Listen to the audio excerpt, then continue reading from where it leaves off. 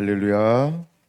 말씀을 봅니다. 이사야 66장 1절 찾으신 분은 함께 한 목소리로 봉독하겠습니다. 여호와께서 이와 같이 말씀하시되 하늘은 나의 보좌요 땅은 나의 발판이니 너희가 나를 위하여 무슨 집을 지으랴. 내가 안식할 초소가 어디랴. 아멘. 이사야 35번째 시간, 새하늘과 새 땅 네 번째 시간입니다. 자, 오늘은 지난 시간에 수요일 날 이어서 1절 말씀, 이걸 히브리어로 이렇게 말합니다. 고 아마르 여호와, 여호와께서 이와 같이 말씀하시되. 하나님은 이사야를 세우시고 끊임없이 그에게 찾아오셔서 그 상황 그 시 그때를 위한 아버지의 마음을 이사야를 통하여 풀어놓게 하셨습니다. 1장 1절을 보았어요. 1장 1절, 하나님은 이사야에게 계시를 보여주고 있습니다. 그래서 이사야는 계시를 적고 있다는 거예요. 여러분, 마지막 때 하나님은 선지자들을 세울 거예요. 하나님은 마지막 때 선견자들을 세울 거예요. 그 말씀을 듣고 또 보는 사람들을 하나님 일으킬 거예요. 하나님은 선지자에게 말씀하지 않고 행하시지 않는다라고 한 말씀도 여전히 유효한 약속인 것처럼 마지막 하나님은 선지자들을 반드시 세울 것이고 그들을 통하여 하나님은 일하실 거예요. 여러분, 구약에 보면 어떤 왕시대에 한 선지자만 있는 게 아니라 다중 선지자, 즉 여러 선지자들이 있다는 거예요. 그건 오늘날은 그 시대보다 인구가 더 많고 복음이 편만하게 퍼져 있기 때문에 선지자를 한 사람 세울까요? 아니요, 여러 명 세울 거예요. 그것이 수십 명, 수백 명, 수천 명, 수만 명일 수 있어요. 근데 놀라운 것은 그 선지자들이 하나만 말한다는 거예요. 뭘 말할까요? 하나님의 나라, 하나님의 뜻. 그 시의 각 나라 상황 형편에 맞는 하나님의 말씀을 동일하게 받아서 동일한 것을 풀어놓게 될 거라는 거예요. 근데 사항마다 약간 다를 수 있어요. 방법이 다를 수 있고 적용이 다를 수 있어요. 근데 하나님이 의도하는 것은 합력하여 손을 이루듯 전 세계에서 짝짝짝짝짝짝 하나를 이룰 거라는 거예요. 다른 것처럼 보이지만 나중에 결과를 보면요, 이렇게 해서 하나가 되네, 이런 걸 보게 될 거라는 거예요. 그래서 여러분, 우리는 우리에게 들려지거나 또 우리가 누구에게 전해지거나 이 하나님의 음성을 들을 수 있는 하나님의 사람이 되어야 합니다. 제가 다음 시간에 꼭 2절을 꼭 나누고 싶은데 그러다 보면 이제 새해가 넘어가서 어쨌든 저 마지막 날이기 때문에 새해가 넘어가기는 할 건데 2절이 너무 마음에 막히 자꾸 가득 채워지는 거예요. 66장에 나눌 게 몇 개가 있는데 그 중에 하나가 보면 볼수록 2절이 너무 채워지는 거예요. 근데 제가 지난 시간에 준비했던 게 너무 귀해서 그냥 그거 날려버릴까 하다가 그래도 이거 해야 돼. 그리고 제가 안 날려버리고 오늘 다시 그걸 나누려고 하고 있고요. 근데 2절이 너무너무 이게 주옥 같은 정말 비밀의 말씀 같은 거예요. 마지막 때 하나님의 사람들은 무엇을 붙잡아야 하는가? 그러니까 마지막에 이기는 사람들은 어떤 사람인가? 정말 하나님의 기쁨이 되어서 마지막 때 꽉 붙들려 가지고 요동치 않고 하나님의 마음을 시원케 할 사람들이 누굴까? 2절인 거예요. 5절인 거예요. 그러니까 우리가 마지막에 이 시대를 살아갈 때 어떻게 우리가 이제 살아가는 이것을 그냥 아무도 모르게 키우고 있어야 할까요? 2절 잠깐 보면 그런 거죠. 여러분, 우리는 철저하게 마음이 가난한 자가 돼야 돼요. 그러니까 제가 지난 시간에 마지막에 이런 얘기했어요. 무엇을 하려고 하지 말아라. 여러분, 우리가 많은 내가 생각이 많고 뭐가 내 것이 많으면 이 마음이 안 가난한 거예요. 그럼 부자나 뭘 하려고 하는 거예요. 자꾸 마음에 조바심이 생기는 거 부자예요. 근데 마음이 가난한 자가 돼야 돼요. 가난하다라고 하는 건 단순하게 이렇게 얘기할게요. 그냥 내 거 말고 하나님 것으로 채워진 게 가난한 거예요. 내가 반응하는 게 아니라 하나님 말씀에만 반응하는 거, 이게 가난한 거예요. 그 다음에 두 번째는 심령의 애통하며라고 하는 게 뭘까요? 아버지가 예수님께서 예루살렘을 바라보면서 우셨다라고 했던 것처럼 그냥 그 아버지 마음을 갖는 거예요. 주님의 심장이 내 안에 뛰는 거예요. 그래서 이 땅을 바라볼 때 아버지의 마음, 아버지의 심정으로 이 땅을 바라보는 거예요. 그래서 아버지는 이사야를 통해서 우리에게 보여주는 게 뭐예요? 하나님의 사랑, 하나님의 긍휼이요. 끊임없이 하나님은 심판할 사람들을 향해서도 사랑을 하면서 그들을 향하여 긍휼을 베풀고 있어요. 이방인을 향해서도 사랑을 베풀면서 하나님은 그를 긍휼히 여기고 있어요. 이스라엘을 향하여서도 하나님은 그들에게 긍휼을 베풀면서 그들을까지 사랑하시잖아요. 그래서 남은 자 하나님께 어떻게 하시겠다라서요? 어떻게 하시겠다고 그랬어요? 철저하게 보호하고 인도하고 함께 할 것이다.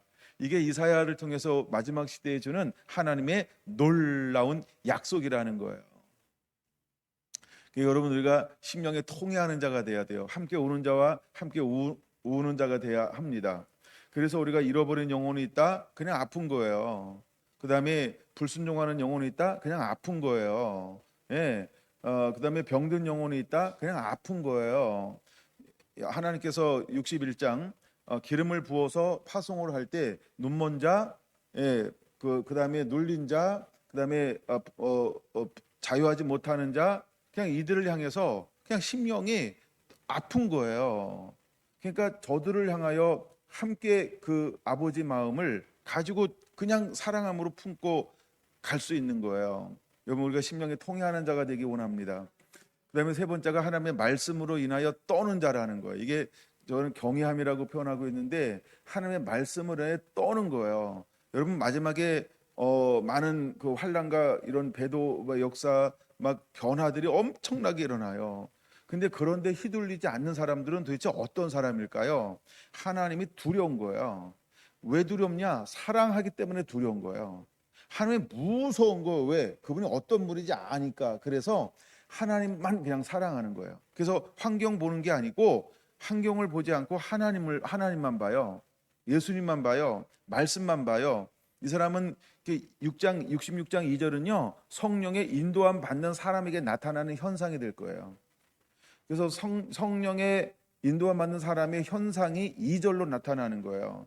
근데 이게 어디랑 연결돼요?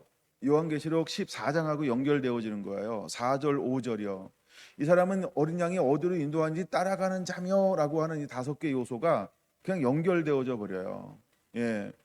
그래서 이 시대의 특징은 우리가 이런 특징들을 가지고 있는 사람들인 거죠. 이게 이제 방향성이에요. 그게 2절 보여주는 거예요. 벌써 다 보여준 것처럼 보이죠. 예. 뭐 또 하여간 그 시에 감동 주면 다시 나눌 겁니다. 2절. 하여간 2절이 너무 소중한 말씀이더라고요. 왜 하나님이 2절을 66장에 기록하고 있을까? 중요하니까. 다른 거 없어요. 중요하니까요. 왜 마지막에 이거 기록해 놨을까? 중요하니까요. 예, 그 마음이 훅 들어오는 거예요. 이게 너무 중요하구나. 우리가 중요한 걸 사할처럼 중요하다는 표현도 쓰잖아요. 정말 이 2절은요, 아버지 마음이에요.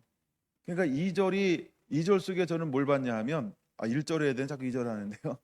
다음에 또 안 할 가능성이 있어요. 이거 많이 다 보여주면 2절이 팔복이에요. 2절 속에는 팔복이 들어가 있어요. 2절에 팔복의 사람이 2절의 삶을 사는 거예요. 그래서 2절과 5절은 팔복의 사람이라는 거예요. 예. 마음이 가난한 자, 심령이 가난한 자, 애통하는 자. 여러분, 팔복의 사람, 마지막에 어떤 사람을 하나님이 찾을까라고 할 때 팔복의 사람을 찾는 거예요. 마지막에 하나님께서 어떤 사람을 찾느냐? 로마서 8장을 찾아요. 성령의 법에 지배받는 사람이요. 그러니까 육신의 법이 완전히 땡강, 끊어져 버리고요. 성령의 법에 지배를 받는 사람이 마지막에 일어나요. 이 사람을 통하여 주님은 마지막에 일할 거예요. 이게 66장 2절이에요. 여러분들이 이런 사람들이 되기를 원합니다. 그래서 사도 바울이 하나님을 알면 알수록 모든 걸 배설물로 여긴다라고 했잖아요. 그게 66장 2절이라고 하는 거예요. 왜 하나님이 그렇게 핍박자, 그다음에 포학자를 하나님께서 왜 그를 들었을까요?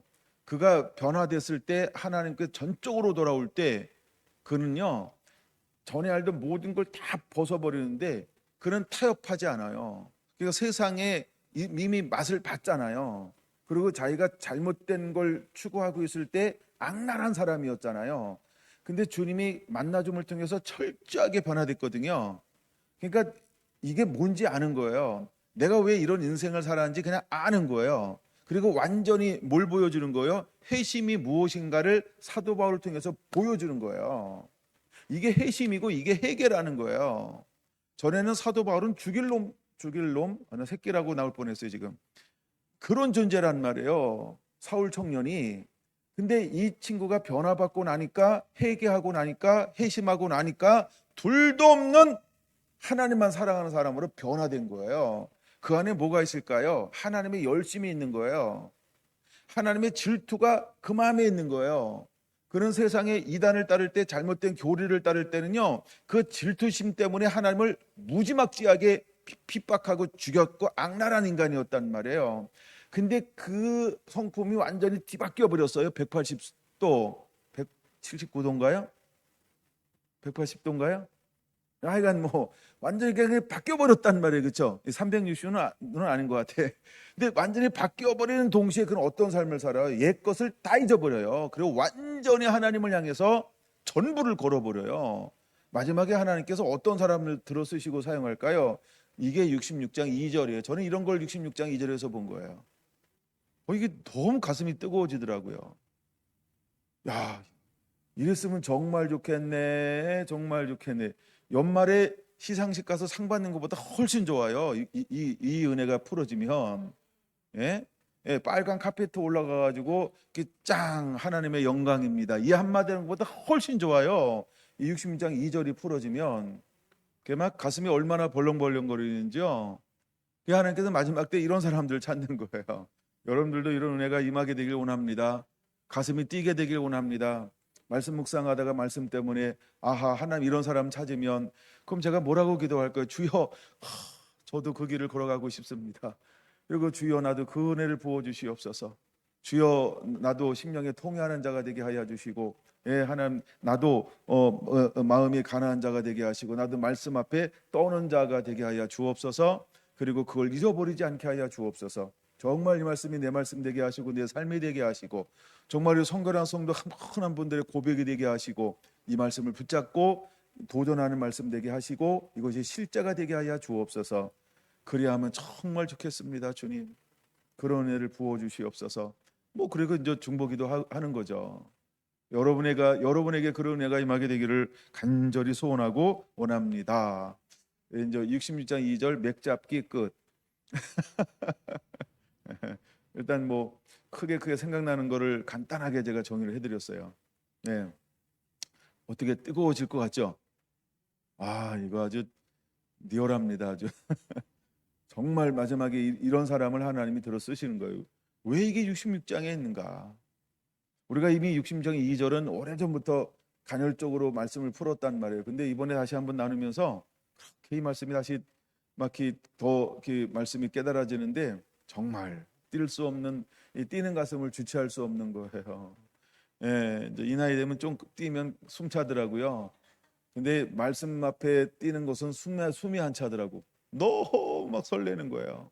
이랬으면 정말 좋겠네, 정말 좋겠네. 하나님께서 이런 사람들을 찾는구나. 이야, 막 가슴이 벅차가지고요. 예, 막 벅차오를 것 같죠? 예? 연애하세요. 안 차오르면 사랑하시고 그러면 벅차오릅니다. 예, 하여간 저는 66장 2절 쭉 읽어나가면서 하여간 2절 속에서 그런 걸 누렸습니다. 다시 이제 1절로 돌아와서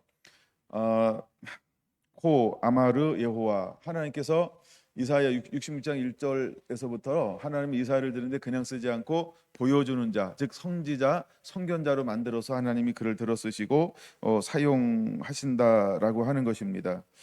여러분 하나님은 그를 어떻게 들어 쓰시고 사용하시냐면 연단하고 그래서 영적인 굶주림 속에서 하나님의 갈망을 만들어냅니다. 그러고 난 다음에 하나님이 그들을 어떻게 하시겠다라고 하는 것을 보여주고 있는 거죠. 근데 하나님은 쓰기 전에 뭘 하냐 하면은 그들을 분리한다는 거예요. 그들을 분리를 해요. 그들을 분리해서 결국 뭐만 남게 만드는 거예요? 하나님을 향한 진정한 갈망과 갈급함을 만들어내요. 그게 이제 하나님의 긍휼이라고 말하고는 이사야 55장에서 56장을 우리에게 보여주잖아요. 하나님 이런 사람들을 하나님은 만들어낼 거예요. 목마른 자, 하나님에서 굶주린 자, 하나님만 찾는 자, 하나님만 앙망하고 소망하고 바라보는 자, 하나님이 이런 사람들을 만들어내요. 그러니까 이런 사람들은 평상시에 드러나요, 안 드러나요?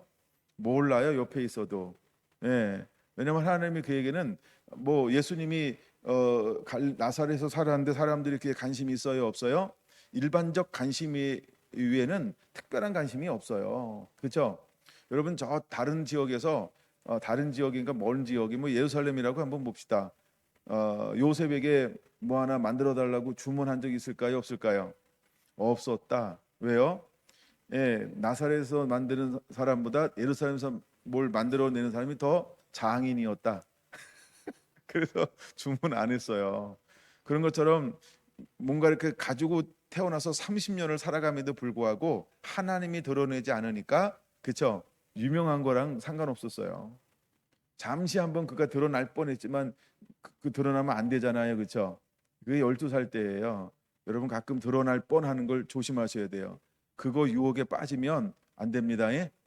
난 그래서 성경 읽다가 한번 그 다음 단어를 굉장히 좋아한다 그랬잖아요. 그게 뭐냐면 나사렛으로 돌아가 부모님에게 부모님을 받들어 섬기더라. 난 이 단어를 깨닫는 동시에 굉장히 행복한 사람이었어요. 아하, 그랬구나. 그 사건 이후에 한 번도 예수님은 부모의 권위를 벗어난 적이 없어요. 예.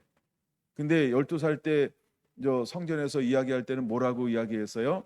예, 내가 내 집에 있어야 할 줄을 모르셨나이까? 이거 겁나는 얘기거든요, 사실. 근데 그 시대가 못 알아들어서 다행이지. 그 시대가 알아들어서 누가 이렇게 찍어놔가지고 방송 내보냈잖아요. 그때부터 난리 나는 거야. 하나님의 사역이면 엉킬 수 있어요. 예, 12살 때 드러나면 안 되거든. 예? 그러니까 내가 드러나고 싶을 때 드러나면 안 돼요. 그런 의미에서 내 것을 내려놓고 뭘 하려고 하지 말아라. 이런 얘기를 자주 하는 거예요. 여러분. 근데 저는 그런 단어를 그 단어가 그렇게 은혜가 됐어요. 나사렛으로 돌아가 부모님을 받들어 섬기더라. 그럼 여러분 우리가 드러나지 않을 때는 어떤 삶을 살아야 돼요? 그냥 이 시스템 안에서 순응하고 내 부모를 주 안에서 공경하라고 하는 그 삶을 살고 있어야 된다는 거예요. 그래서 하나님의 때가 되니까 그를 어떻게 해요? 하나님이 그를 높이는 거예요. 할렐루야.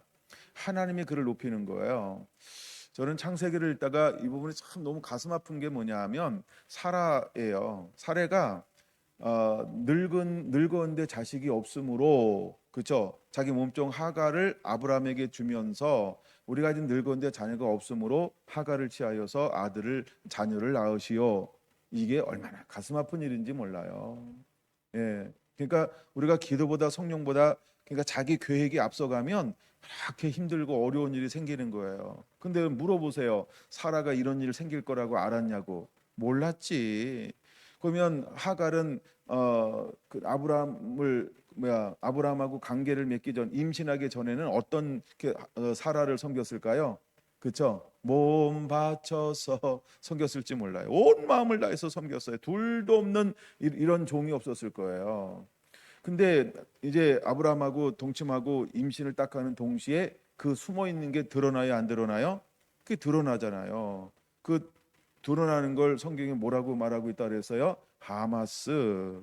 깜짝깜짝 놀라는 거예요. 여러분 우리가 사단은요. 그게 사단의 속성이 그런 거예요.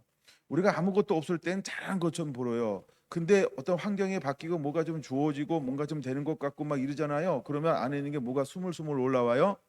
이게 우리는 본체라고 말하는 거예요. 육체적인 건데 하여간 이게 이런 게 막 일어나요. 그러니까 그거를 하나님은 우리가 드러나기 전에 없애버리려고 우리가 어디를 통과하게 만드는 거예요. 하나님이 야고보서 1장 2절 3절 4절이요. 우리가 시험 믿음의 시련이 오는 것을 이상한 일 당한 처럼 여기지 말고 왜 이런 너를 단련하고 훈련하여 조금도 부족함이 없게 하려 함이니라. 여러분 우리는 다 똑같아요. 우리가 갑자기 여기서 한 100억 생겨봐요. 여러분 경주에 살 사람 손 들어봐요. 다 이사 갑니다. 왜? 이 사람 저 사람 다 1억씩 달라고 그럴 거니까. 네. 갑자기 100억 생겨봐요. 경주 안 살아요. 예. 우리가 뭐 이런 말 있잖아요. 복권 당첨하면 다 이민 간다고. 네, 뭐 다 이민 간지 내가 모르겠어요. 약간 근데 우리가 뭔가 갑자기 내가 준비가 안 되는데 뭔가 딱 자꾸 주어지잖아요. 그럼 우리는 정말 나를 쳐서 복종시키지 않는 한 교만하게 돼 있고 마귀의 밥이 되게 돼 있어요. 예. 여러분, 우리가 육을 입고 있는 동안에 육이라고 하는 속성은요, 영적이지 않아요. 육은 영적이지 않아요. 매일 쳐서 복종시켜야 할 게 육이에요. 예. 약간 뭐 그런 거죠. 근데 약간 그런 게 드러날 거라고 아브라함이 생각했을까요? 사례가 계산했을까요? 전혀 계산하지 않았을 거예요. 근데 그게 드러나잖아요. 그렇죠? 예. 그다음에 이제 그 어미의 그 아들인데, 아브라함의 씨라고 하나님이 말하지 않잖아요. 하갈의 씨잖아요. 근데 이스마엘 속에 때가 되니까 이삭이라는 동생이 없을 때는 이스마엘이 그렇게 둘도 없는 효자였어요. 아버지의 기쁨이 있고 즐거움이 없고 재롱 덩어리였죠. 누가요? 이스마엘이요. 근데 그가 16살이 되었어요. 그리고 이삭이 태어났어요. 이삭이 점점 자라는 거예요. 어머나, 이삭이 말귀를 알아듣네. 그때 이삭에게 있는 뭐가 드러나는 거예요? 하마스가 드러나는 거예요. 공격적인 것이 드러나는 거예요. 이 자기가 모든 걸 물려받을 것이라고 생각했는데 갑자기 누가 태어나요? 정실 부인의 아들이 태어나요. 밀렸다 싱 이래가지고요. 그때부터 자기 안에 있는 뭐가 드러난다고요? 하마스, 폭력이 드러나게, 이게 막 드러나기 시작하는 거예요. 여러분, 우리가 똑같이 두 나무가 자랄 때는 몰라요. 얘도 막 파릇파릇하고 얘도 파릇파릇해요. 근데 하나는 알곡이고 하나는 가라지예요. 근데 자라나면서 나중에 언제 드러나는 거예요? 뭐가 맺혀지기 시작하는데 달라. 여러분 어떤가요? 그래서 우리는 끊임없는 속사람의 씨름을 해야 합니다. 하나님이 이것을 우리가 이사야를 통해서 보여주고 싶어 하는 거예요. 왜 마지막 하나님께서 6장에서 거룩한 씨, 즉 구루터기가 남을 때까지니라, 왜 그때까지 항폐할 거라고 말하고 있을까요? 왜 하나님은 분리 작업을 그렇게 막 긴 시간 동안 하실까요? 왜 그 분리 작업을 그렇게도 긴 시간 동안 하실까요? 여러분, 이사야가 짧지 않아요. 이사야를 통해서 하나님 우리에게 주신 말씀이 왜 그랬을까요? 하나님 이것을 왜 길게 적었을까요? 더 많은 걸 보여주기 위함이라는 거예요. 고린도 전후서가 굉장히 긴 것처럼 여러분, 이사야 선지자가, 에레미야 선지자가, 에스겔 선지자가 다른 성경에 비해서 굉장히 길잖아요. 그 이유가 있어요. 보여주는 거예요. 근데 이사야 선지자를 통해서 하나님은 우리에게 그걸 보여주고 싶어서 길게 하나님이 기록하게 할 수밖에 없었던 거예요. 습반야고는 그냥 간단하게 기록하라 이래가지고 몇 장 했다고요? 예, 쓰기 아니고요. 습은요, 한 장. 그런 거예요. 그래서 근데 하긴 66장까지 기록한 데는 하나님의 그런 의도가 있다는 거죠. 자, 지난번 12장까지 한번 보면서 결국 하나님께서 이제 예배를 회복할 것이다라고 하는 부분까지를 우리가 보았어요. 자, 예배가 회복되어지면 그 다음에 하나님은 어떤 예배가 회복되기를 그렇게도 원하실까요? 21장으로 한번 가보겠습니다. 21장으로 가면 하나님이 그렇게도 하고 싶은 예배의 형태가 하나 있어요. 그 형태가 뭐냐 하면 먼저 21장 6절 보겠습니다. 주께서 내게 이르시되 가서 파수꾼을 세우고 그가 보는 곳을 보고하게 하되 마병대가 쌍쌍이 오는 것과 나귀 떼와 낙타 떼를 보거든 귀 기울여 자세히 들으라 하셨더니 8절 같이 읽습니다. 파수꾼이 사자에게 부르짖기를 주여 내가 낮에는 늘 망대에 서 있었고 밤이 새도록 파수하는 곳에 있었더니라고 말합니다. 이제 하나님은 예배가 회복되는데 어떤 예배가 회복되기를 원하냐 하면 쉬지 못하시게 하는 예배가 회복되기를 하나님은 원하고 있어요. 이제 쉬지 않는 예배가 회복될 거라고 하는 거예요. 이걸 다른 말로 말하면 다윗의 장막이라고 하는 것입니다. 이제 다윗 장막이 무너졌어요. 근데 다윗의 장막이 세워지고 날 때부터 하나님은 다윗에게 어떤 은혜를 부어 주었을까요? 어디로 가든지 이기게 하셨더라. 그럼 이건 우리에게 하나의 샘플이죠. 이 시대를 살아가는 저와 여러분들은 이걸 붙잡아야 돼요. 우리가 쉬지 않는 예배를 하면 어디로 가든지 예배를 통하여 하면 이김을 주는구나. 즉 하나님과의 관계가 열려져 있으면 이 사람은 이기는 자의 삶을 살 수 있겠구나. 여러분 이걸 붙잡아야 돼요. 그래서 우리가 어디를 가든지 제일 먼저 하는 게 뭐예요? 1분 예배, 5분 예배, 10분 예배 반드시 예배하는 자가 되라는 거예요. 하나님을 구하라는 거예요. 하나님을 위탁하라는 거예요. 하나님을 내 삶 가운데, 그 모임 가운데, 장소 가운데, 삶 가운데 주님을 초청하라는 거예요. 내 삶의 주인은 예수님이십니다. 주님만의 존경과 영광과 찬양을 받으시고 오늘 이 자리 이 시간에 함께 하사 주님 영광을 받으시옵소서. 예수님의 이름으로 기도합니다 라고 하나님을 먼저 예배하라는 거예요. 그분을 인정하라는 거예요. 그분을 초청하라는 거예요. 여러분, 하나님은 쉬지 않는 다윗 장막이 세워졌을 때 다윗에게 줬던 게 뭐냐 하면 이기는 은혜를 부어줬어요. 근데 다시 한번 하나님은 이사야를 통해서 끊임없이 몇 번에 걸쳐서 이걸 보여줄 건데 예배가 회복되는데 어떤 예배가 회복되기를 원하냐 하면 쉬지 않는 예배가 회복되어지기를 그렇게도 원하신다라고 하는 것입니다. 여러분, 이제 우리가 예배자가 되는데 어떤 예배자가 되어야 할까요? 쉬지 않는 예배자가 되기를 예수님의 이름으로 축원을 드립니다. 자, 손 하나 껴놓고요. 62장으로 한번 넘어가 보겠습니다. 62장에 하나님께서 우리에게 보여주는 게 무엇일까요? 쭉 내려가서 62장 전체를 다시 한번 다 읽으면 너무 좋고요. 내가 그럴 수 없으니까 지금은 6절 먼저 보겠습니다. 예루살렘이여, 내가 너의 성벽 위에 파수꾼을 세우고 그들로 하여금 주야로 계속 잠잠하지 않게 하였느니라. 내가 너희 여호와로 기억하시게 하는 자들아, 너희는 쉬지 말며. 7절, 또 여호와께서 예루살렘을 세워 세상에서 찬송을 받게 하시기까지 그로 쉬지 못하시게 하라라고 말하고 있습니다. 그럼 하나님이 마지막 때 어떤 사람들을 찾는 거예요? 여호와로 쉬지 못하게 하는 자요. 그럼 여호와는 언제 무엇을 할 때 쉬지 않으실까요? 이 땅 가운데서 끊임없이 민원 청구를 하는 거예요. 이 땅 가운데서 계속해서 하나님을 송축하고 찬양하는 거예요. 이 땅 가운데서 이루어지는 것을요, 하나님께 구하고 찾고 문을 두드리는 거예요. 너희가 얻지 못하면 내 이름으로 구하지 아니했기 때문이다. 이제 너희가 내 이름은 무엇인지 기도하면 내가 너에게 응답하리라. 그럼 이 땅에서 여호와를 쉬지 못하게 하는 게 뭘까요? 우리가 기도하면 하나님이 쉬지 못하고 계속해서 하나님이 일하시게 만드는 거예요. 그럼 하나님은 쉬는 걸 원할까요? 일하시는 걸 원할까요?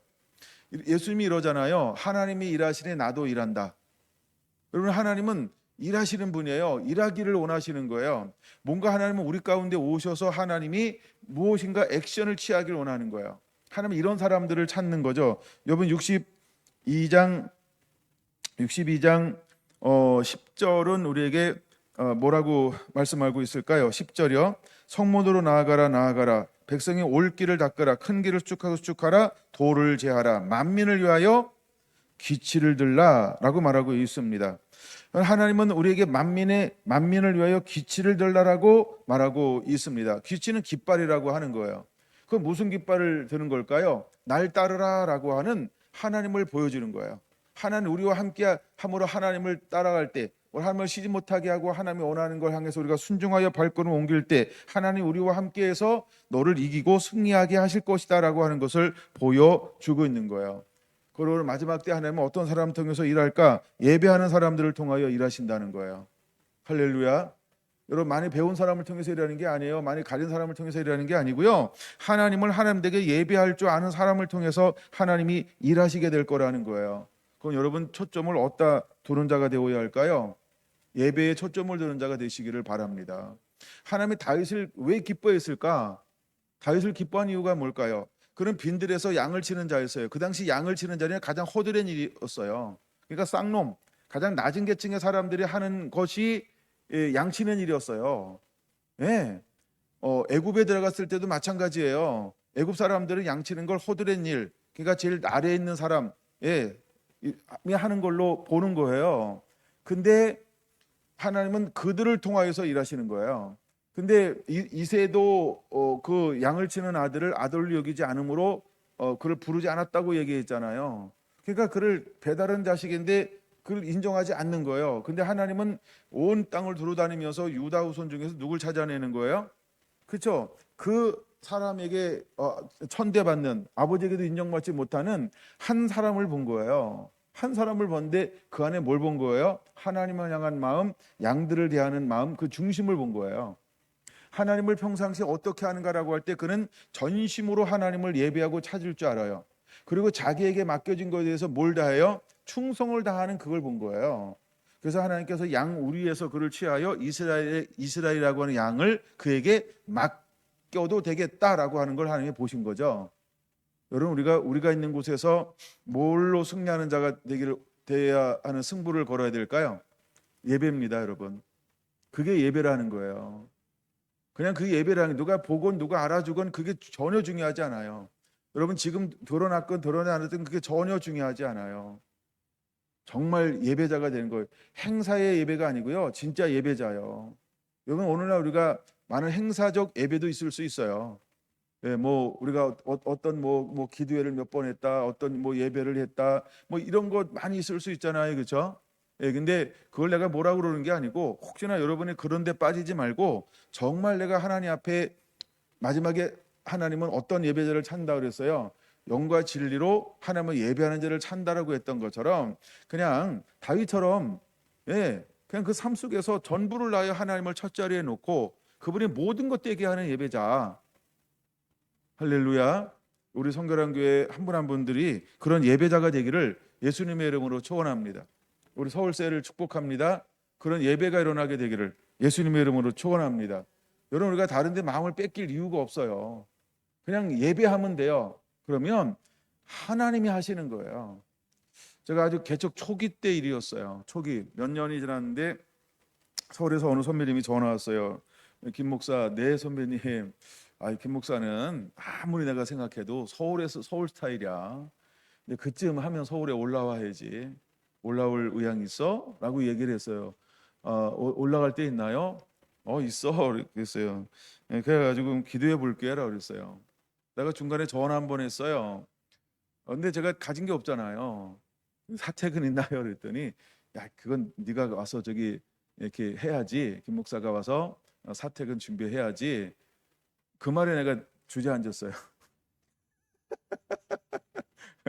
정말 20년도 더 된 이야기예요. 20년도 더 된 이야기인데, 그때 그리고 나서 이제 제가 이런 생각했어요. 서울에서 하나, 경주에서 하나, 하나님이 함께하지 않으면 안 된다. 어떤 장소가 중요한 게 아니고 내가 무엇을 바라보고 추구하고 있는가, 이게 더 중요하다라고 하는 걸, 그것을 경험하면서 저는 그런 생각을 했어요. 제가 위안을 삼은 거죠. 제가 위안을 삼은 거죠. 근데 저는 그 마음이 그때 훅 주어졌어요. 예, 정말 뭐 서울에서 하고 싶은 마음이 있죠. 뭐, 예. 근데 왜 여기 막상 내려와 보니까 너무 힘들어. 예, 그리고 처음 시작할 때부터 사기를 맞아가지고 이야, 뭐 그러니까 너무 힘들었어요. 그래서 막 바둥바둥하고 온갖 건 내가 할 수 있는 스킬을 다 목회적 스킬을 다 동원해도 안 돼.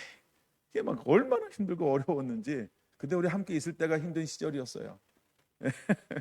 그래서 제가 이제 그런 걸 딱 했을 때, 만약에 그런 제한이 없고 그냥 뭐 있어 올라와 이랬으면 올라갔을 수도 있어요. 그리고 나서 그 다음에 생각하고 각오한 게 뭐냐면, 이제 처음에 내려올 때는 3년만 있으면 3년 정도 열심히 하면 부흥할 거다. 왜냐하면 그때는 교회 성장 학적으로 3년 열심히 하면 부흥한다, 이게 정설이었어요. 그 시대에 제가 한참 할 때. 그게 95년도였어요. 근데 3년 빠지게 했는데 안 돼. 안 되는구나.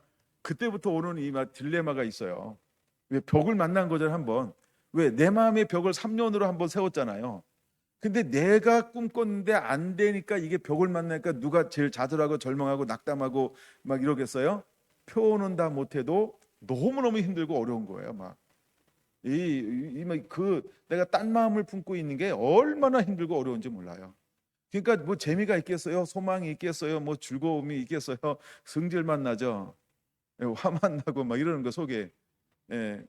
그리고 그걸 다 하면서 그랬죠. 근데 그걸 통해서 이런 마음이 들었어요. 그래, 내가 여기서 10년은 버텨야지. 10년을 버텨보자. 이게 이제 속으로 들어가면 이제 그런 계기가 됐던 것이 그 사건이었어요. 네, 그런 사건이 있었어요. 네, 뭘 이야기하고 싶은 걸까요? 내가 하는 게 아니라 주님이 하셔야 된다는 거예요. 다윗이 뭘 하려고 하지 않잖아요. 다윗이 한 건 뭐만 했을까요? 하나님을 예배하고 양 잘 치는 거였어요. 그가 얼마나 양을 잘 치는지 알죠? 잊어버리는 게 없는 게 아니라 잊어버리면 짱나는 사람이에요. 그러니까 거룩한 분노할 줄 아는 사람이라는 거예요. 이게 엘리야의 심령이거든요. 엘리야의 심령이 의분을 갖는 거예요. 근데 다윗이 의분을 있는 거예요. 옷 4개 맡긴 걸 얘들이 막 가져가, 이걸 다윗은 용납하고 싶지 않은 거예요. 예. 그래서 그들과 막 이렇게 싸우는 거죠. 근데 약간 그게 다윗의 마음속에. 근데 하나님이 뭘 봤냐 하면 그런 마음들을 보는 거예요. 하나님이 그런 마음들을 보는 거죠. 아하, 내가 이 친구에게 내가 나라를 맡기면 되겠구나. 그러니까 하나님이 그를 통해서 위대한 일들을 행하시는 거죠. 여러분, 하나님의 집은요, 만민을 위하여 기치를 들라라고 말하고 있어요. 내 집은 만민을 위한 기도의 집이라고 말하면서 이제 이 쉬지 않는 이곳에서 우리가 할 것이 무엇이냐면 만민을 위해서 깃발을 드는 거예요. 이제는 우리는 경주에서 예루살렘까지 이 깃발을 드는 그런 교회로 자라나고 또 일어나게 되기를 예수님의 이름으로 부탁을 드립니다. 22장으로 한번 넘어가 볼게요. 22장 15절에 보면, 제가 22장은 다룬 적이 없는데, 근데 22장 15절에 보니까 한 사람이 기록되어져 있어요. 그래서 22장은 나라를 위해서, 민족을 위해서, 어떤 뭐 도시를 위해서 경고하는 게 아니라 한 개인을 위하여 경고하는 게 나와요. 근데 그 사람이 어떤 사람인가? 이름이 뭐예요? 셈나. 발음을 잘해야 되는데 셈나예요. 뭐 그런 걸 또 셈내고 그러면 안 됩니다. 근데 셈내는 뭘 하는 사람이냐면 국고를 맡고 왕궁을 맡은 자라는 거예요. 그러니까 나라의 살림을 전체 이끌어가는 사람이라는 거죠. 나라 살림 이끌어가는 사람, 유명한 사람 아는 사람 있죠, 여러분. 요자로 시작하는. 근데 셈나도 그 시대에는 그런 역할을 감당하는 사람이었다라고 하는 겁니다. 자, 근데 이를 향하여 하나님이 경고하고 있어요. 그럼 뭘 경고하는 걸까요? 하나님께서 마지막 때 쉬지 않는 예배가 회복되어지면 셈나를 통해서 뭘 보여주고 싶은 거예요? 하나님은요, 재정의 흐름을 바꿔놓을 것이다 라고 하나님께서 말씀하고 있는 거예요. 예, 하나님의 재정을 바꿔놓을 것이다 라고 하는 것을 우리에게 결국 보여주는 거예요. 그래서 하나님의 나라와 의를 위해서 쓰고 사용하도록 바꿀 것이다 라고 하는 걸 22장을 통해서 우리에게 보여주고 있는 거죠. 그러면서 23장에는 무엇이 기록되어져 있나요? 여러분, 이사야 23장은 굉장히 중요한 장이죠. 왜 23장이 굉장히 중요한 장일까요? 악한 마귀가 등장하기 때문에 그런 거예요. 뭘 통해서? 두로와 시돈을 통해서. 근데 두로와 시돈을 통해서, 두로와 시돈은 무엇이 풍성한 무엇하는 도시일까요? 무역의 거점지죠. 무역의 거점지라고 하는 결국은 뭐가 잘 돌아간다는 거예요? 돈이 잘 돌아간다라고 하는 걸 보여주고 있는 거예요. 그러니까 어떤 경제의 흐름이 굉장히 빠삭하죠. 근데 셈나의 교훈을 통해서 하나님이 그 다음에 두로와 시돈을 보여주고 결국 하나님이 하고 싶은 얘기가 뭘까요? 그냥 18절 하나 볼게요. 23장 18절 준비됐나요? 시작. 그 무역한 것과 이익을 거룩히 여호와께 돌리고 간직하거나 쌓아두지 아니하리니 그 무역한 것이 여호와 앞에 사는 자가 배불리 먹을 양식, 잘 입을 옷감이 되리라. 하나님이 22장을 기록한 이유는 그러니까 돈의 흐름을 어떻게 할까요? 불의한 돈의 흐름을 하나님 나라와 의를 위해서 돌리겠다라고 하는 걸 하나님께서 보여주고 있는 거예요. 그래서 22장과 23장은 연결되어서 마지막 때도 마찬가지예요. 대부분과 대초수를 위해서 하나님 나라와 의를 위해서 일어날 때는요, 사람들이 오는 동시에 모두 함께 올까요? 재정이 함께 올 거예요. 이걸 또 보여주고 있는 게 어디일까요? 60 몇 장이죠? 60장. 60장이 이걸 보여주는 거예요. 이사 60장이요. 이런 게 숨어 있는 비밀이에요. 근데 이것이 뭐로 시작하냐면 코 아마르 예호와로 시작하는 거예요. 여호와께서 이같이 말씀하시되라고 하면서 끊임없이 하나님은 이사야를 통해서 숨어 있는 비밀을 우리에게 보여주고 있는 거예요. 근데 우리가 이사야 66장 읽으면서 이걸 비밀로 알면 비밀이 되는 거고요. 그냥 1장이네. 3장이네. 22장이네. 그러면 그냥 낱개로 보니까 비밀은 안 보인다. 아무리 셈나 이놈은 나쁜 놈이구만. 그 이제 돈 관리를 잘 못하는 사람이구만. 이렇게 뭐 그게 무슨 은혜가 되겠어요, 그렇죠? 근데 이걸 통해서 하나님이 뭘 보여주고 싶은가라고 하는 거죠. 그래서 22장까지 3장에 연결되어지면 결국 결론은 뭐냐하면 하나님은 마지막에 부정되게 흘러가는 모든 재정을 나라와 의를 이루는데 하나님은 뭐 하게 될 것이다. 하나님의 사람들을 통해서 그것을 갖다 사용하게 할 것이다. 그래서 여러분 18절 꼭 기억하라고요. 18절 다시 한번 읽어볼까요? 왜냐하면 여러분의 삶이 될 거니까. 시작. 이 무역한 것과 이익을 거룩히 여호와께 돌리고, 돌린다 이 말은 드린다 이 말이에요. 봉헌한다. 언어 제가 사전 찾아봤더니 봉헌한다라는 단어인 겁니다. 불의의 방법으로 부를 축적합니다, 사람들이. 근데 하나님의 마지막 때 자신들의 우상을 섬기기 위해서 쌓아뒀던 것을 하나님의 나라를 위해서 하나님이 이것을 흘러가게 만들 것이다 라고 말하고 있는 거예요. 하나님의 애굽에 있는 부를 누구를 위해서 하나님이 쓰게 만들어요? 이스라엘을 위해서 쓰게 만들어 버리잖아요. 그다음에 나올 때 그들에게 전부 이제 구했어요. 그랬더니 그걸 가지고 뭘 건설하는 데 만들어 버렸어요. 그래서 나중에 하나님의 법궤를 짓는데 또 적과 꿀은 가나안 땅을 들어가는 모든 것으로 하나님이 그것을 사용하게 하는 거예요. 마지막 때도 하나님의 부의 법칙이 반드시 이렇게 이동하게 될 거라고 한 걸 믿으시기 바랍니다. 하나님이 이렇게 말하잖아요. 그 다음에 돌리고 간직하거나 쌓아두지 아니하리니 그는 무욕한 것을 이 여호와 앞에 사는 자가 배불리 먹을 것이 되게 할 것이고 잘 입을 옷감이 되게 할 것이다. 할렐루야. 이게 하나님의 나라의 법칙이 일어나는 거예요. 이게 실제로 보여주고 있는 것 중에 여러 군데가 있는데 그것이 사도행전 2장에서 일어나는 거예요. 오순절 성령이 임하니까 각 사람이 했던 것을 발 앞에 가다 줌으로 인해서, 그렇죠? 초자연적인 영역이 막 이러면서 사역이 점점점 거대하게 커지는데 그 사역을 감당하지 못한 재정 때문에 못한 게 하나도 없게 되어져 버리는 거예요. 여러분 잘 생각해 보세요.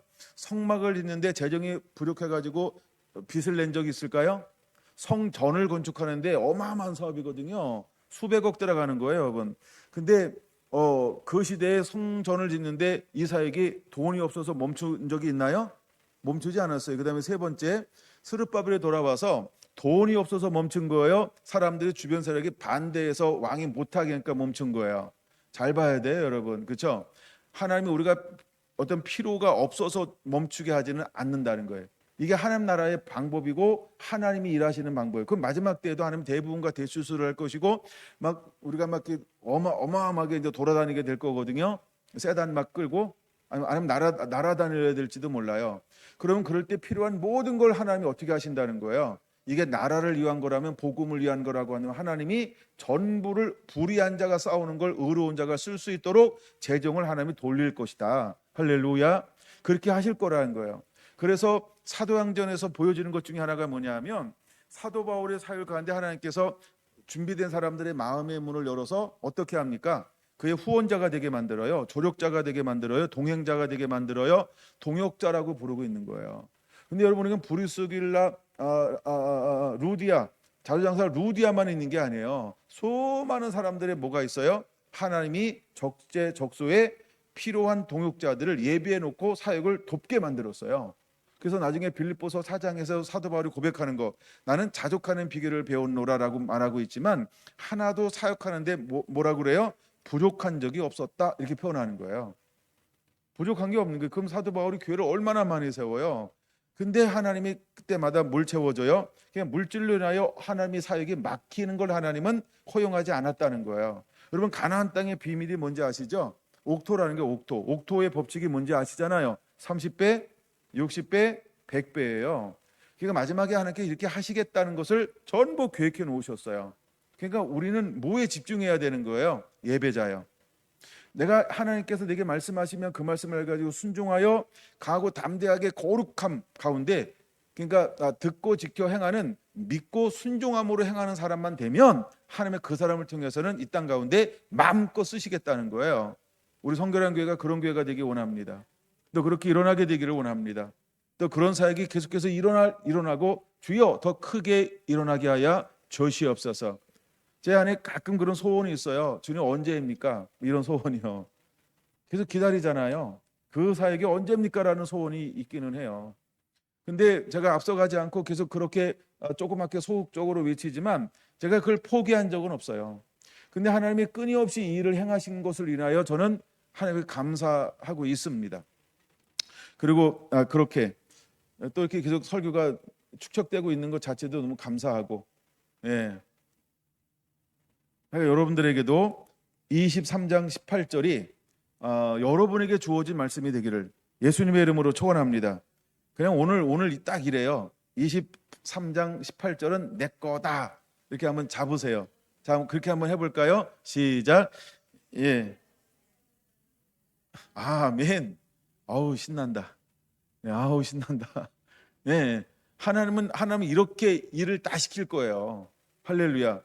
그러면 그런 사람들이 병 아픈 거 걱정할까요? 수인 집사님? 그렇죠. 하나님이 할 일이 있는데 뭐 누워 있으라 그러면 좀 쉬어라 이러는 거고, 또 안 아프면 가서 일하라 이런 거 돌아다니고. 할렐루야. 그러니까 우리가 하나님이 꿈이 있는 사람, 하나님이 쓰고 싶은 사람은요, 어떤 환경에 있든지 감사하면 되는 거예요. 왜? 반드시 하나님께서 일할 사람은요, 하나님이 움직일 거예요. 아멘. 그러니까 우리가 어떤 일을 만나도 감사하는 자가 되기를 예수님의 이름으로 축원을 드립니다. 예, 그 여러분이 어떤 일을 만나도 기뻐하고 즐거워하시고 또 힘을 잃지 않게 되길 바랍니다. 예, 저도 사실 이번 주에 힘 빠지는 일이 있었어요. 예, 힘 빠지는 일이 있었는데, 하고 힘을 빠진다고 뭐가 그쵸 빠지긴 하죠. 예, 근데 또 일어나야 돼요. 예, 또 일어나야 돼요. 뭐 가슴 아픈 건 가슴 아픈 거고, 그렇죠? 우리 서울셀 힘내시기 바랍니다. 예, 주눅 들지 말고 위축되지 말고, 예, 또 살 사람은 살아야 되잖아요. 그렇다고 그가 죽었다는 얘기는 아닙니다. 예, 그러나 살 사람은 살아야 됩니다. 네, 할렐루야. 여러분 모두 힘내시길 바랍니다. 모두 힘내시기 바랍니다. 예, 뭐 가끔 저도 위로해 좀 주시고, 예, 네, 여건 하여간 뭐 안 힘들 수는 없어요. 그것이 또 무엇인가를 하기 위한 하나님의 방법이죠.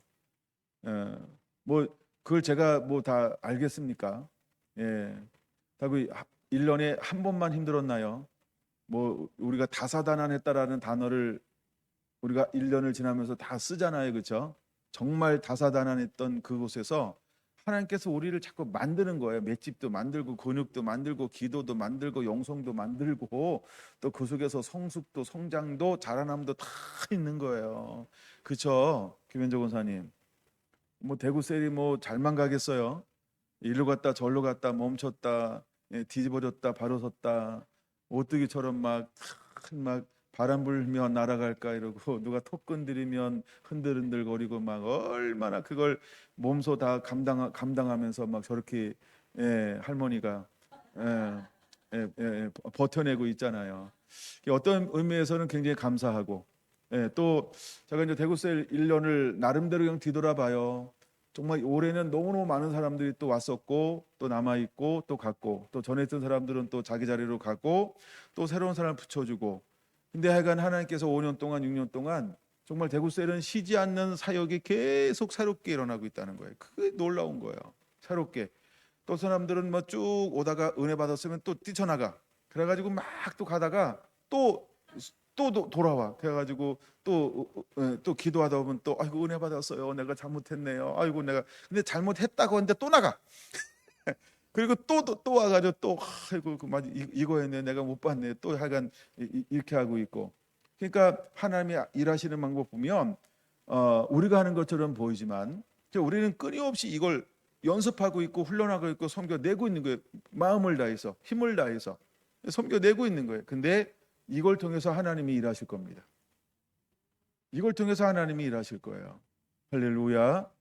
예, 우리가 이제 처음에도 어느 교회가 선교단에서 교회를 섬긴 적이 있어요. 또 교회를 섬긴 적이 있어요. 또 이번에도 교회를 어느 목사님이 이제 우리 교회 와서 좀 섬겨달라. 그게 목사님이 요청한 거예요. 그래서 가서 섬기는 거예요. 놀랍지 않나요? 가는 곳들마다 놀라운 변화와 부흥들이 일어나고 있다. 그 자체가 놀라운 거지 뭐. 아닙니까? 여러분 평신도를 다른 교회 파송하는 교회가 많나요, 한국에? 여러분 우리가 경주에서도 평신도를 다른 교회가 우리가 가겠어요 뭐 사역질 찾는 게 아니고 그분들이 원해서 파송받아서 섬겨주고 있잖아요. 너무 멋있잖아요. 근데 그게 작은 거지만 이게 끊임없는 훈련과 연단이죠. 나중에 하나님께서 쓰겠다라고 이런 경험을 통해서 강력하게 들어 쓰시고 사용할 거예요. 그리고 뭐 평신도들이 가가지고 교회를 뺏을 것도 아니고, 또 목사가 가면 몰라, 내 걸 치워야지 뭐 이럴 수 있어요. 그러니까 전도왕이 목사 한 수 받으면 그때부터 전도 안 된대잖아요. 성도 뺏긴다고. 예, 한국 교회 유독 그런 게 심하긴 해요.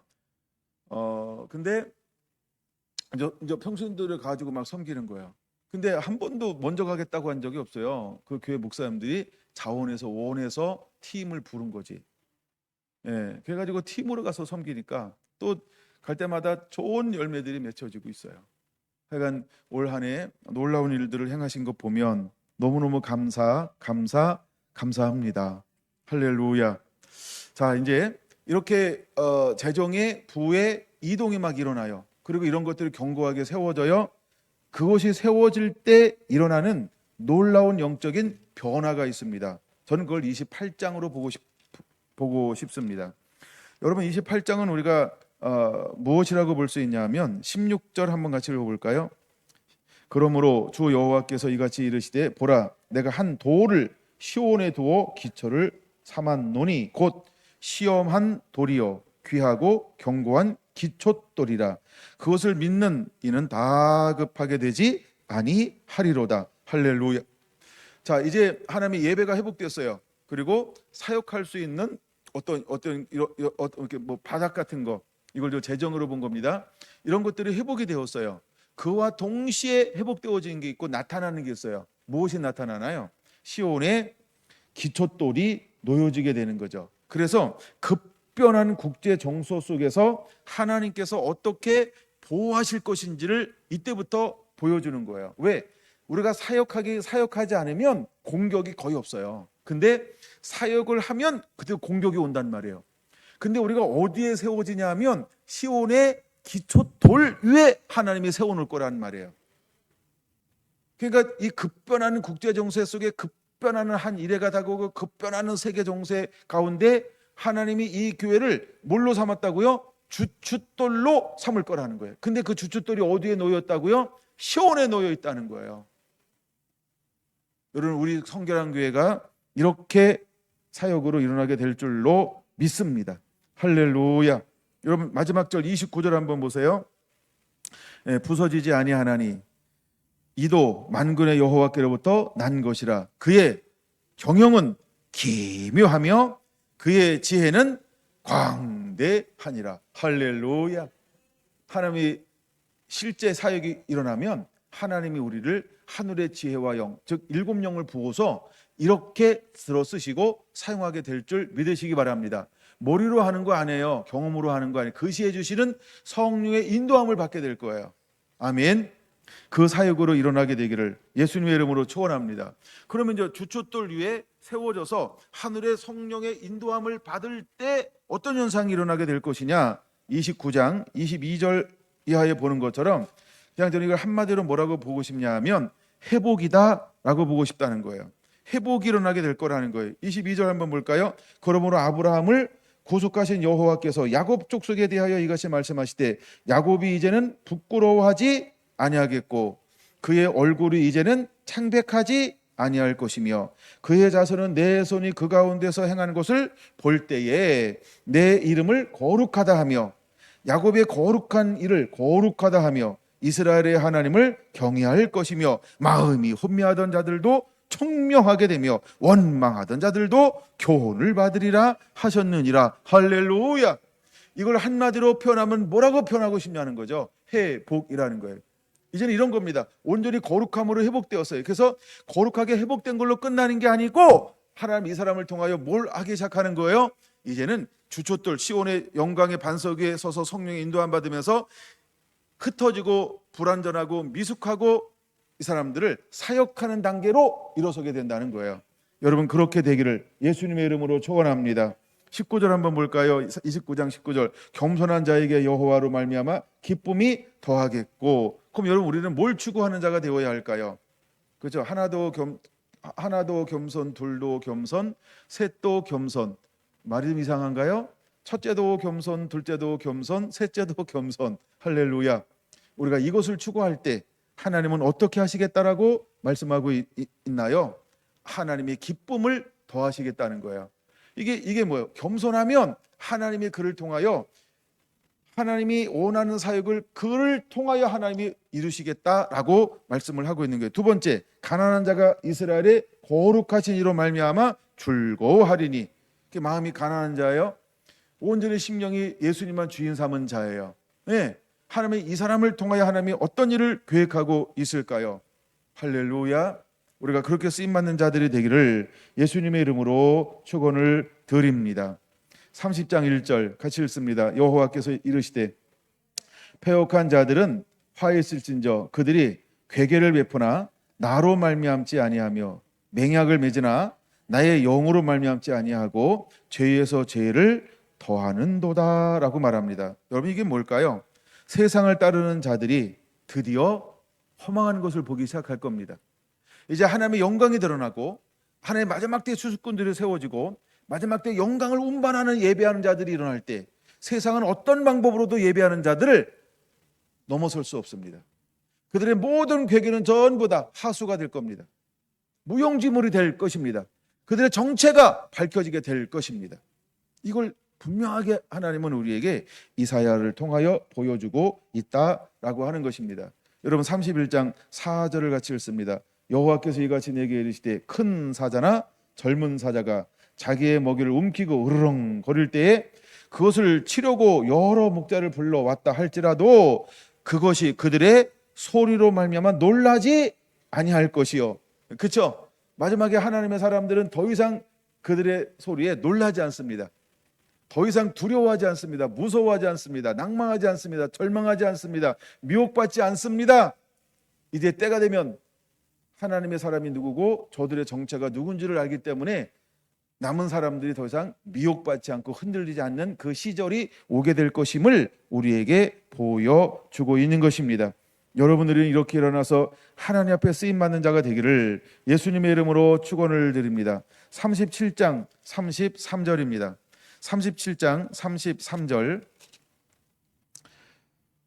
같이 볼까요? 그러므로 여호와께서 아수르 왕에 대하여 이같이 이르시되 그가 이 성에 이르지 못하며 화살 하나도 이리로 쏘지 못하며 방패를 가지고 성에 가까이 오지도 못하며 흉병을 쌓고 치지도 못할 것이요 그가 오던 길 곧 그 길로 돌아가고 이 성에 이르지 못하리라. 나 여호와의 말이니라. 믿습니까? 믿습니까? 35절 같이 읽습니다. 대저 내가 나를 위하며 내 종 다윗을 위하여 이 성을 보호할 것이고 구원하리라. 할렐루야. 하나님이 구원하고 하나님이 보호한다는 거야. 그래서 우리가 마지막 때 일어나면 그들이 우리에게 어떤 온전한 회복이 일어나요. 그래서 세상에 따르는 사람들은 허망하고 그들이 패하게 될 것입니다. 왜 이런 일들이 끊임없이 일어날까요? 여러분, 37장에도 분명히 말하고 있는 것처럼 그들이 오던 길에서 이루지 못하게 될 겁니다. 하나도 이루지 못하게 될 겁니다. 왜 그럴까요? 하나님이 보호하고 하나님이 지키고 하나님이 구원하니까. 여러분, 마지막 때 세상의 모든 권력들은 하나님이 하고 싶은 추수를 가로막을 수 없습니다. 그들이 어떤 공권력도 하나님이 하고 싶은 추수를 가로막을 수 없습니다. 마지막 때 나타날 영광을 그들은 더 이상 범접할 수 없게 될 것입니다. 할렐루야. 근데 우리가 당하는 것만 생각하니까 무서워하는 거야. 아닙니다. 하나님은 그 아비규환 속에서요 정확한 하나님의 영광을 드러낼 거라는 걸 믿으시기 바랍니다. 하나님이 애굽에서 이스라엘을 출애굽시킬 때 그들이 그 강력한 전차가 이스라엘 사람을 한 사람도 건들지 못했다는 걸 이미 보았지 않습니까? 그렇다면 믿으시기 바랍니다. 마지막 때도 하나님이 일어나시면 잃어버린 영혼들, 깨어있는 영혼들, 즉 꽃이 피었는가 순이 났는가 싹이 났는가 이 영혼들, 남은 영혼들은요 세상이 손끝 하나 머리끝 하나 건들지 못하게 될 걸 믿으시기 바랍니다. 여러분, 계시록 12장의 광야에서 하나님 보호한다 그럴 때 그 보호가 뭐 허접할 거라고 생각하십니까? 완벽하게 하나님께서 보호할 거라고 그걸 믿으시기 바랍니다. 근데 우리에게 강야가 어딘지를 우리가 모르고 있다는 거예요. 그러나 내가 알든 모르든 그게 중요한 게 아니에요. 내가 이 자리에서 하나님을 24시간 찬양하는데도 어떤 공권력도, 어떤 전쟁도, 어떤 생화학 무기도, 어떤 자연환경도 이거를 하나님이 보호하려고 맘먹으면 그들은 건들 수 없다는 거, 이걸 믿으시기 바랍니다. 꼭 산속에 들어가서 집을 짓는다, 그거 아니에요, 여러분. 바닷속에다가 뭘 준비한다, 그거 아니에요, 여러분. 그 다음에 산속에다가 뭘 한다, 그거 아니에요, 여러분. 하나님이 보호해 주셔야 돼요. 사람의 방법으로 땅속에 지하 100m 안에 거대한 도시를 만들었다. 그게 몇 명 들어가겠어요? 그거는 인위적 사람들의 방법이에요. 하나님이 보호해야 되는 겁니다. 여러분, 그 믿음을 가지시기 바랍니다. 하나님이 보호하실 거라는 거예요. 여러분 잘 보세요. 사드락과 메삭과 아벳느고가 하나님이 들어가게 못하게 막았어요? 들어가는 걸 허용했어요? 들어가는 걸 허용했어요. 근데 놀라운 일은 밖에서 일어나는 게 아닙니다. 어디서 일어나는 거예요? 그 안에서 일어나는 거예요. 환난 안에서, 핍박 안에서, 죽음 안에서, 처절한 고통 안에서 기적이 일어나는 거예요. 그걸 믿으시기 바랍니다. 하나님 마지막 때 광야는 이렇게 보호하실 거예요. 이게 이사야 속에 계속 숨어져 있어요. 제가 보고 싶은데 못 본 거 하나 있다 그랬잖아요. 그 중에 하나가 창조라는 단어였어요. 나는 창조자다, 창조자다라고 하는 거. 이게 계속해서 하는데 막 얼마나 심금을 울리는지 몰라요. 창조자라고 하는 게 뭔지 아세요? 나는 너의 주인이다. 나는 너의 주인이다. 나는 없는 것도 있는 게 하는 분이, 나는 없는 것도 있는 게 하는 것이다. 나는 새로운 걸 행할 수 있는 보다 나는 능치 못하는 것이 없다. 내가 너와 함께하면 모든 걸 다 이룰 수 있는 분이다. 할렐루야. 창조주 그 하나님이 나와 함께한다는 걸 믿으시기 바랍니다. 아멘. 그러니 여러분이 두려워 떤다. 자기 방법으로 살 궁리를 한다. 보험을 들어놓고 은행에 해놓고 금부치를 사놓고 식량을 예비 기구 가지고 어디게 됩니까, 여러분? 안 됩니다, 그렇죠? 그게 사람의 방법이에요. 우리의 방법은 무엇이어야 할까요? 하나님을 의지하는 거예요. 하나님을 의리하고 신뢰하라. 그리하면 이라고 말하고 있어요. 가문은 해도 할렐루야 더위가 올지라도 두려워하지 않는 거예요. 방법을 의지하잖아요. 스킬을 의지하잖아요. 왜 그들이 땅굴을 팔까요? 왜 그들이 지하도시를 만들까요? 왜 그들이 우주에 나가려고 그럴까요? 죽음에 대한 두려움이요. 그게 두려움의 증거예요, 여러분. 근데 저는 하여간 말씀을 보면 볼수록 그게 안 보이고요. 조금 아까 얘기한 하나님의 보호의 방법으로 보여요. 그게 하나님의 창조주라니까요. 아무것도 없는데 있게 하시는 하나님. 나는 몰라. 근데 그때가 오면 그거 나타나는 거예요. 누가 묻더라고 내가 얘기했더니 내가 이랬어요. 그건 나도 몰라요. 왜? 그때가 안 돼서. 근데 그때가 되면 반드시 하나님은 초자연적인 방법으로 하나님의 사람들을 하나님이 보호할 거다. 왜 그걸 종이 신경 쓰냐? 주인이 알아서 하는 거지. 할렐루야. 집사님은 아세요?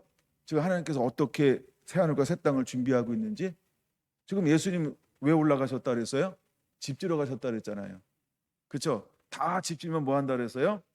이제 이사시키려고 오신다 그랬잖아요. 이삿짐 가지고 차 동원해 가지고. 그분이 어떻게 집 짓는지 나는 몰라. 그거 신경 쓰는 사람. 그거 되게 궁금한 사람. 아무도 없네. 왜냐 그건 내가 하는 거 아니에요. 그거는 창조주이신 하나님이 하시는 거예요. 그렇죠? 나는 이 땅에서 뭘 하는 거예요? 그렇죠? 아버지의 말씀대로 살고 주님의 뜻이 이루어지기를 그걸 소망하고 원하는 거야. 그렇게 살아가게 되기를 예수님의 이름으로 축원을 드립니다. 할렐루야. 자, 이제 29장까지 봤나요? 37장까지 봤나요? 네, 쭉쭉쭉 넘어가서 42장 드디어 40장이 넘어갔습니다. 그 다음에 하나님이 우리에게 보여주는 것이 뭐냐 하면 이제 세상의 모든 세력들을 하나님께서 그 속에 보호하시고 잠잠케 하실 거고 우리를 공격하고 이기지 못하게 하실 거예요. 그 다음에 하나님이 하고 싶은 게 뭘까요? 저는 5절 속에서 이걸 보는 거예요. 하나님은 새 일을 행하실 것이다. 5절에서 9절까지 42장 같이 읽습니다.